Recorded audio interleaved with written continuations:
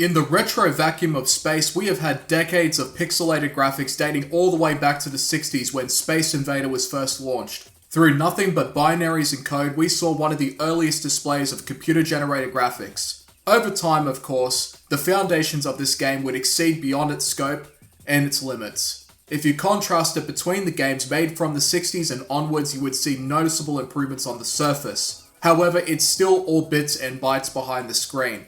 On and off, ones and zeros. The frameworks, the engines, and the languages used to develop software has evolved into their own branches. But the low-level approach towards software hasn't changed a great deal.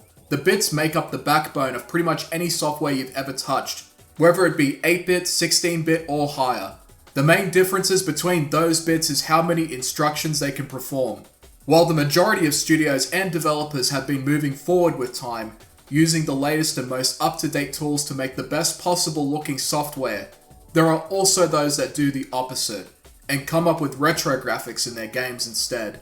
We have had different flavors of the retro aesthetic across the 2000s and ongoing, inspired by the 8-bit consoles like the NES, 16-bit consoles like the SNES and the Sega Genesis, and later platforms like the N64 and the PS1 to some extent, where there have been an insane number of indie horror games on itch.io that use the PS1 aesthetic. It's a big part of the indie gaming scene, and in a way, it's like going into a new dimension where we have new games that look old rather than the photorealistic graphics we see nowadays, or other games that have crisp art styles like Breath of the Wild. The universe of vectors, pixels, or polygons have given us a sea of indie games to enjoy. And in those respective spaces, we've also seen subcategories of gaming scenes that have developed their own communities. And one of those communities is the 1-bit pixel community. So what is 1-bit? Or more specifically, what is a bit?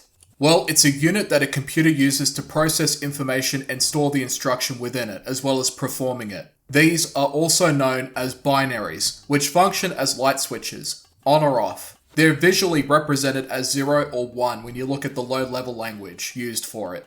In languages, when you use booleans, like true or false, this is also a binary.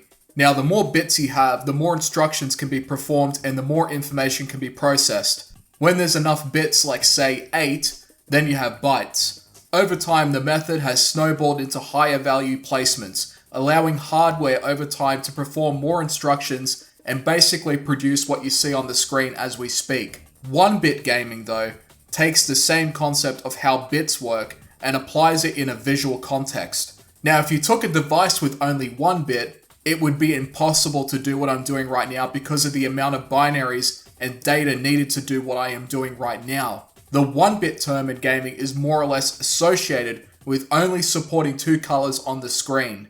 Additional bits support more colors, as you can see in more sophisticated software that have far more going on in the low-level background of coding. 1-bit gaming, however, is more or less just a visual aesthetic propagated by those that take the appeal of retro gaming and dilute the experience down to 2 color choices. The appeal of 1-bit gaming is drawn from the appreciation of pixel art and pixel-based gaming. You have some genuinely amazing looking games that look old, but more than make up for it with great visual design, art style, and presentation. Some games have even stood the test of time because of its pixelated approach. Take something like A Link to the Past or Final Fantasy VI. The attention to detail in making their worlds come to life, even in spite of their limitations, still make people revisit those titles. Whereas you look at the earlier 3D titles in the 90s, like say Final Fantasy VII, they have aged far worse in comparison, because their main goal at the time was to try and make the games look as realistic as possible with the available technology. Pixel games draw strength from their art style, and 1-bit games are no exception. They're essentially a more limited and black and white version, quite literally, of the rest of their pixelated brethren. Now, if you take the literal term of a bit and how they're applied to computers, then you could make an argument that there aren't actually any 1-bit games technically speaking. Technically. But the whole point of the 1-bit gaming scene is to see how far one can go with only a color choice of 2, 1 or 0. Now, when you see the library of games labeled as 1-bit like World of Horror or Return of Obra Dinn, that prove that you can still make amazing looking games with only just 2 colors, or even if it's just black and white. Some of the most iconic films ever made were black and white back in the day. like Metropolis, the Universal classic horror movies, or Psycho. All those movies only had black and white, and yet those films are still revered and puzzled over to this day. But that's not to say that black and white are the only choice of colours you have in 1-bit games. In fact, you can use whatever colour you want. But most people just stick with black and white for 1-bit projects. And to be honest, it suits the 1-bit retro aesthetic much better in my opinion. Black and white is an acquired taste. You're dealing with worlds that are void of vibrant colours that make each component of the world its own distinction. In black and white, you associate the differences between the objects, the context, and their function in the world. If you come from a manga background, then the black and white aspect of 1-bit gaming won't bother you at all, which goes for me too. When I talked about the Pico 8 fantasy console, I emphasized the limitations of that platform and how it could be a hidden source of strength and creativity. The limitations put forth on that platform allow people to not get too overwhelmed by more technical applications like Blender or Unity or Godot. 1-bit gaming is no different, often favoring pixel graphics and only having a color palette choice of two colors. And if you look at Return of Obra Dinn, you'll also see different color settings, but again, they still follow the 2-color rule. Not all games have this approach, but in some cases, there are even filters in some other AAA games that you can use, like with Ghost of Tsushima, a game I absolutely loved that has a black and white setting, that makes it play out more like an Akira Kurosawa movie. In saying that though, that game wasn't made to be a 1-bit styled game whatsoever. It's just merely a surface level filter for a game already full of vibrant colours and a beautiful setting to go along with it. In technical terms, no, there really aren't any 1-bit games because these games are built around multiple binaries and lots of data. To see the true form of 1-bit gaming, I'll provide a link in the description that shows what a 1-bit computer looks like. As for the games themselves, well, it's really no different from the usual range of pixel art based indie games that we've been showered with since the early 2000s. Not as many people are interested in limiting themselves to just one color palette or two, and that's completely fine.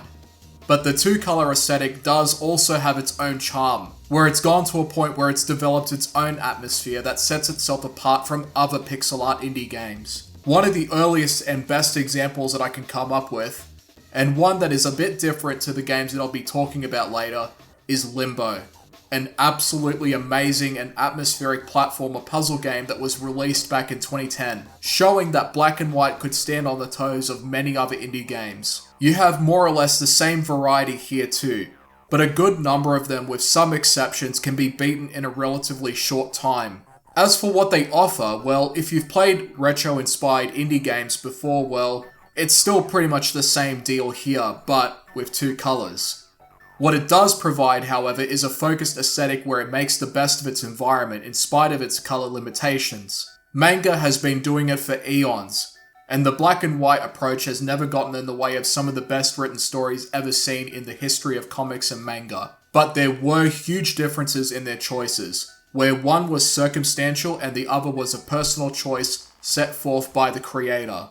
Sometimes though, 1-bit is a lot easier, especially for those that tend to struggle with balancing out different colors across their games. Whereas with having 2 colors to work with, you can generally focus more on the placements of objects, the designs of your levels, and also the sprite work as well.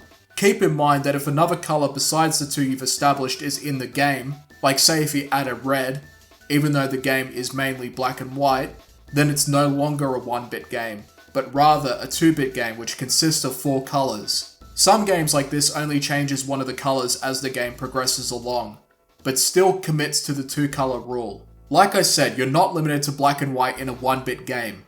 You're just limited to 2 colors. Most of the games here are a mix of platformers, puzzles, adventure games, point and clicks, and visual novels. The 2 most impressive projects I've seen thus far though are Return of the Obra Dinn and World of Horror. These 2 games are not only stylistically unique, but also bring a lot of meat to the table with the experiences they provide. Obra Dinn's implementation of 3D visuals, its detective-based gameplay and puzzle solving make it one of the more interesting and high-quality 1-bit games that you can find. World of Horror is an amalgamation of Junji Ito-inspired horror, concentrated in a 1-bit point-and-click format, with some incredible creature designs and great replayability due to the event cards giving you different scenarios and outcomes. A lot of the other games I've seen and played through are more diluted by comparison, but they are simple and fun games to play that just about any computer can run. And if you want to get really retro, then you can try some of these games that are based off of the Nokia 3310, a phone dating all the way back to the year 2000. The rule of 1-bit also applies here, at least aesthetically speaking anyways. These games were reflective of a time when gaming on a phone was incredibly limited and, to be honest, more or less an afterthought, only supporting an 84 by 48 pixel pure monochrome display, which is what the model itself had at the time. And that phone, as well, could only support 2 colors anyway. On itch.io you can try several of these Nokia 3310 inspired games, so I'll provide a link in the description so you can check them out. In the past, we've also had consoles like the Virtual Boy only being red and black, and other portable platforms such as the original Game Boy having a limited color palette. So in a sense, the 1-bit gaming scene also takes inspiration from devices like those, including the Nokia 3310. While the gameplay itself is scalable to whatever you wish, it doesn't have to even be pixelated to have a 1-bit visual aesthetic, so go wild. And that's really all there is to it. It's a fun and interesting subcategory of retro gaming that uses its limited color palette and still produces magic with it. Go play the game Limbo if you don't believe me. Despite the technical misconceptions of what 1-bit actually means, and how in the context of gaming it's more or less a visual aesthetic, it more than makes up for it with either simple but fun games, or fully fleshed out games like Return of the Obra Dinn or World of Horror. Not to mention that in the art community, there are a metric ton of 1-bit pixel drawings that you can find online, some with animations or still drawings like this one that I made. Now, people go with this style for a number of reasons, but my personal favorite reasons for choosing this approach is that by putting yourself in a more limited space, you can focus more on just making the best product possible. And because of the smaller scale, you can reach the boundaries much faster and know how to scale the project more effectively. In the case of 1-bit, while it's not necessarily exclusive to pixel art, since it's more centered around the choice of colors, which is boiled down to 2. And I'll say again that you can pick any color you want. It does not have to be black and white. Just make sure that it's only 2 colors and then you're all set. Generally, I prefer having more colors on the screen, but sometimes less is better. And a game like Limbo would lose a great ton of its impactful storytelling and atmosphere if it got rid of the black and white approach and made it vibrant like a game like, say, Bastion or Hades. Definitely check out the 1-bit gaming scene. There are a great pool of games to choose from. And if you can get past the limited color threshold, then you still have great games at the end of the day, made by passionate developers. Thank you for watching.